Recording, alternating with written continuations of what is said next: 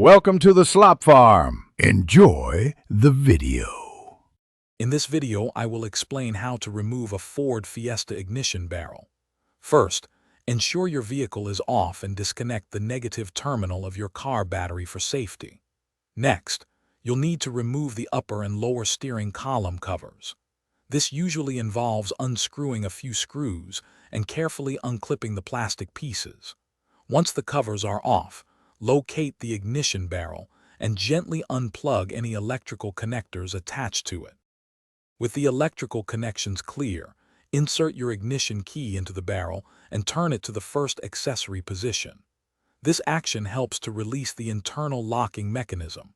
Now, look for a small retaining pin or button on the side of the ignition barrel housing.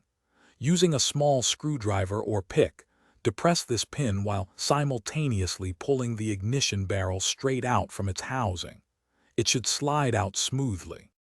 If you only needed to replace the barrel, you're done with removal.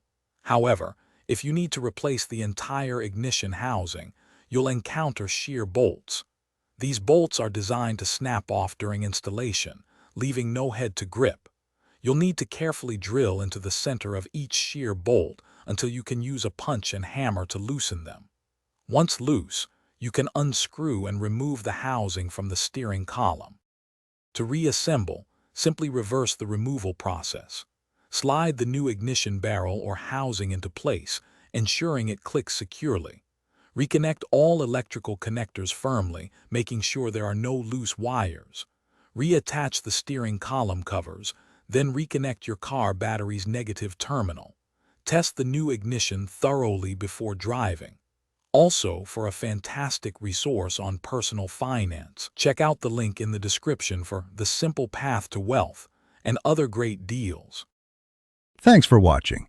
Consider subscribing if we helped you today.